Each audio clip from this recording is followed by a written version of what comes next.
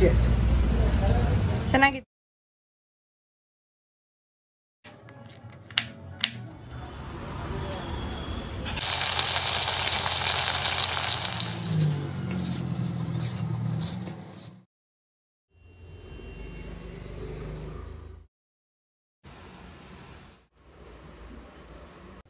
Hi friends, welcome back to Harshi Kiran Kannada vlogs. ನಾನಿವತ್ತು daily ವ್ಲಾಗ್ನ ಮಾಡ್ತಾಯಿದ್ದೀನಿ.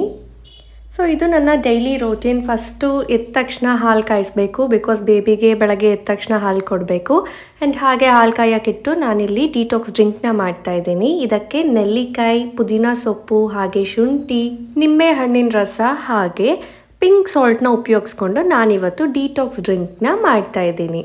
ವೀಕಲ್ಲಿ 3 ದಿನ ಆದರೂ ಡಿಟಾಕ್ಸ್ ಡ್ರಿಂಕ್ನ ಕುಡಿಯೋದ್ರಿಂದ ನಮ್ಮ ಹೆಲ್ತಿಗೆ ತುಂಬಾ ಬೆನಿಫಿಟ್ಸ್ ಇದೆ. ನೆಲ್ಲಿಕಾಯಿ ಕೂದಲಿಗೆಲ್ಲ ತುಂಬಾ ಒಳ್ಳೇದಲ್ವಾ. ಸೊ ಈಗ ವಿಂಟರ್ ಇರೋದ್ರಿಂದ ತುಂಬಾ ಹೇರ್ ಫಾಲ್ ಆಗ್ತಿರುತ್ತೆ.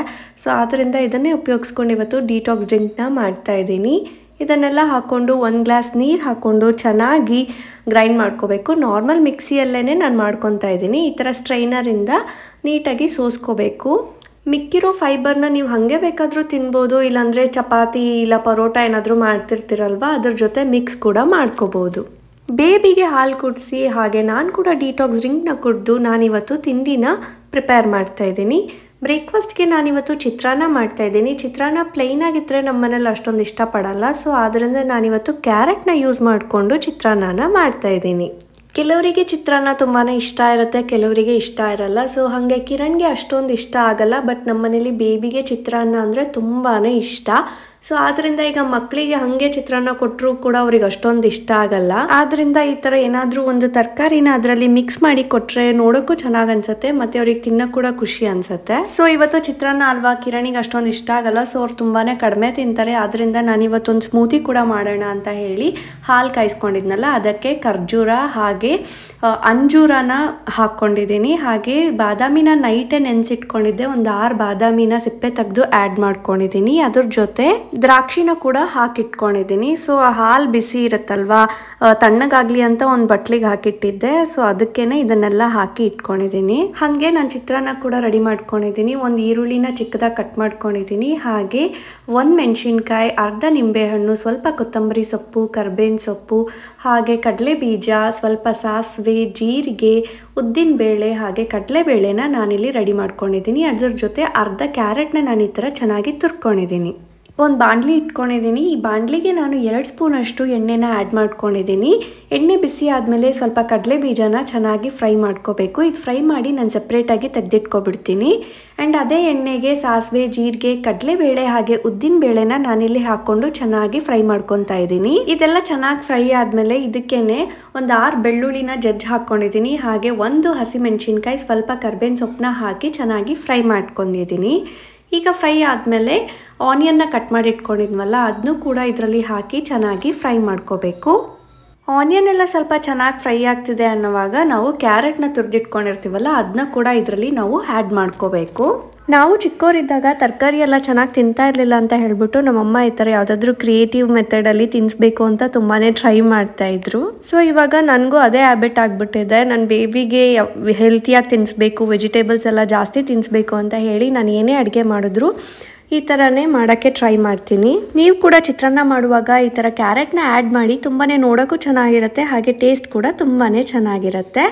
ಸೊ ಈಗ ನಾನು ಸ್ಮೂತಿಗೆ 1 ಆ್ಯಪಲ್ ಹಾಗೆ ನಾನು ಆಗಲೇ ತುರಿದಿಟ್ಕೊಂಡಿದ್ನಲ್ಲ ಕ್ಯಾರೆಟ್, ಅದರಲ್ಲಿ ಅರ್ಧ ಮಿಕ್ಕಿತ್ತು. 2 ಯೂಸ್ ಮಾಡಿಕೊಂಡು ಸ್ಮೂತಿನ ಮಾಡ್ತಾಯಿದ್ದೀನಿ ಇವತ್ತು.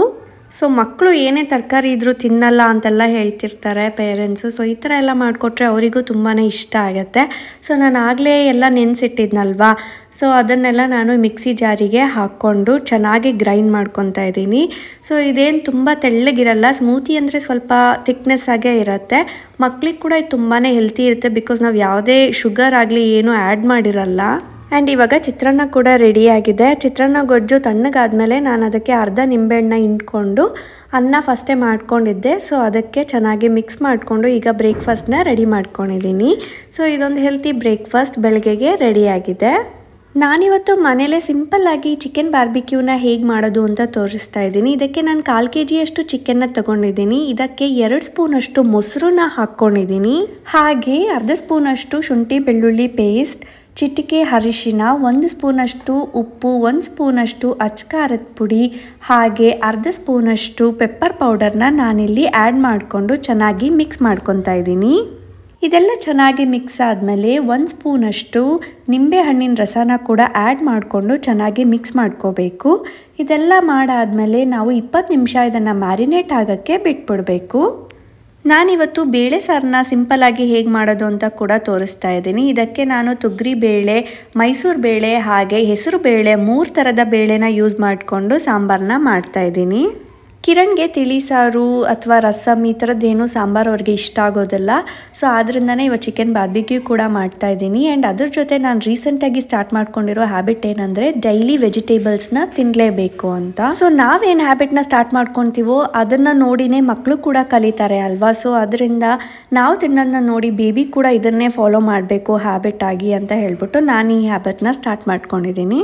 ಈ ಸಾಂಬಾರು ಮಾಡೋಕ್ಕೆ 2 ದೊಡ್ಡ ಟೊಮ್ಯಾಟೊ, 1 ಈರುಳ್ಳಿ, ಸ್ವಲ್ಪ ಬೆಳ್ಳುಳ್ಳಿ, 1 ಕಪ್ಪಷ್ಟು ಪುದೀನ ಸೊಪ್ಪು, ಕೊತ್ತಂಬರಿ ಸೊಪ್ಪು ಹಾಗೆ 1 ಹಸಿಮೆಣಸಿನ್ಕಾಯಿನ ಕಟ್ ಮಾಡಿ ಇಟ್ಕೊಂಡಿದ್ದೀನಿ.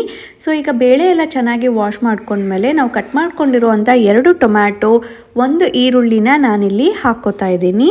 ಆ್ಯಂಡ್ ಅದ್ರ ಜೊತೆನೇ ಬೆಳ್ಳುಳ್ಳಿನ ಕೂಡ ನಾನು ಆ್ಯಡ್ ಮಾಡ್ಕೊಂಡಿದ್ದೀನಿ. 5 ರಿಂದ 6 ಎಕ್ಕಳು ಬೆಳ್ಳುಳ್ಳಿನ ನಾನಿಲ್ಲಿ ಹಾಕ್ಕೊಂಡಿದ್ದೀನಿ. ಅದರ ಜೊತೆ 1 ಹಸಿಮೆಣಸಿನ್ಕಾಯಿ, ಅರ್ಧ ಸ್ಪೂನಷ್ಟು ಅರಿಶಿನ, ಅರ್ಧ ಸ್ಪೂನಷ್ಟು ಜೀರಿಗೆ ಹಾಗೆ 7 ರಿಂದ 8 ಕಾಳುಮೆಣಸನ್ನ ಕೂಡ ನಾನಿಲ್ಲಿ ಹಾಕ್ಕೊಂಡಿದ್ದೀನಿ. ಇದ್ರ ಜೊತೆ 1 ಸ್ಪೂನಷ್ಟು ಅಚ್ಕಾರದ ಪುಡಿ, 1 ಸ್ಪೂನಷ್ಟು ಧನಿಯಾ ಪುಡಿ ಹಾಗೆ 1 ಸ್ಪೂನಷ್ಟು ರಸಮ್ ಪೌಡರ್ನ ಕೂಡ ಆ್ಯಡ್ ಮಾಡ್ಕೊಂಡಿದ್ದೀನಿ.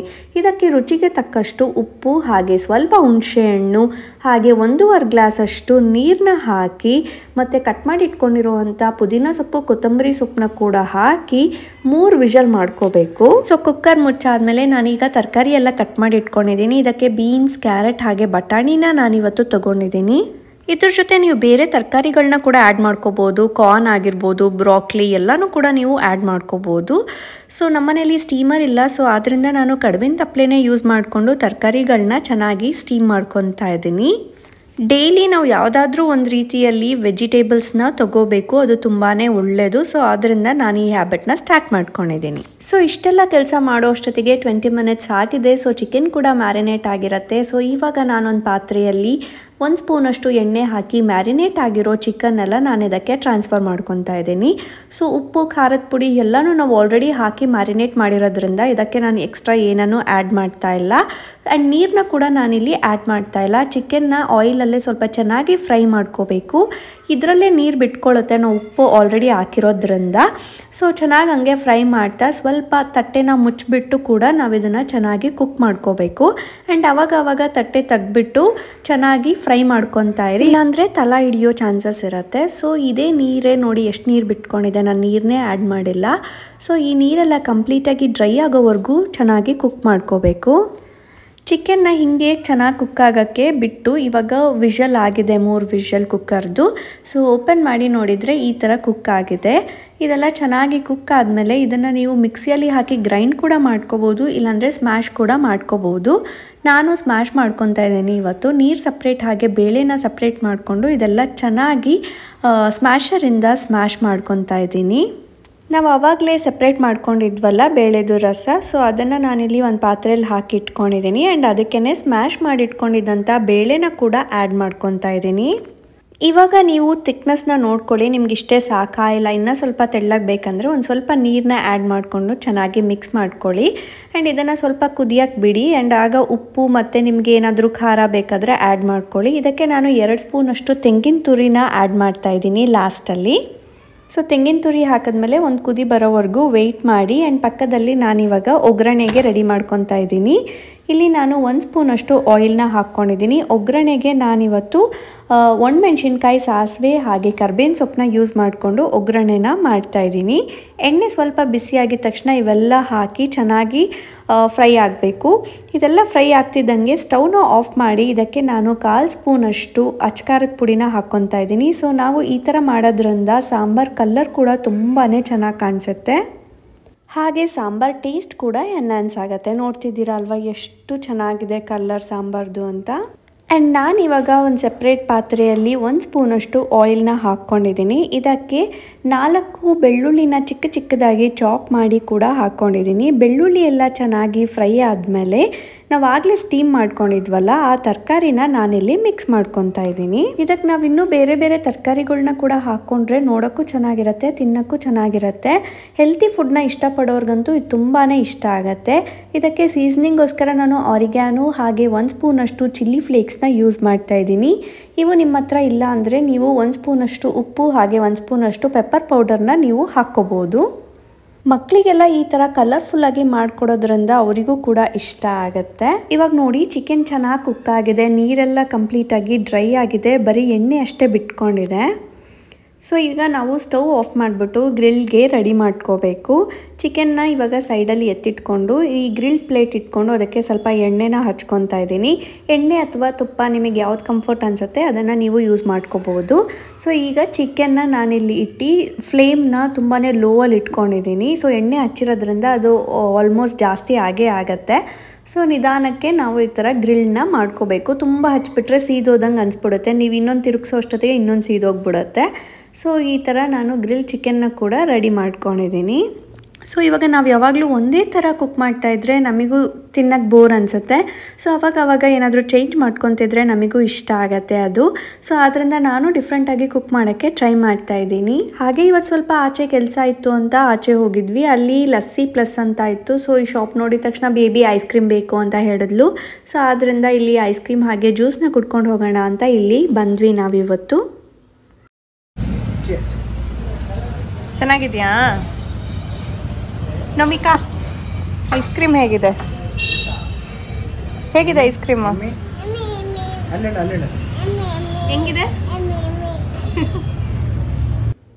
ಇದಾಗಿತ್ತು ಇವತ್ತಿನ ವ್ಲಾಗ್. ನಿಮ್ಮೆಲ್ರಿಗೂ ಇಷ್ಟ ಆಗಿದೆ ಅಂತ ಅಂದ್ಕೊಂಡಿದ್ದೀನಿ. ಇಷ್ಟ ಆಗಿದ್ದರೆ ಲೈಕ್ ಹಾಗೂ ಶೇರ್ ಮಾಡಿ, ಸಬ್ಸ್ಕ್ರೈಬ್ ಮಾಡೋದನ್ನ ಮರಿಬೇಡಿ. Thank you for watching.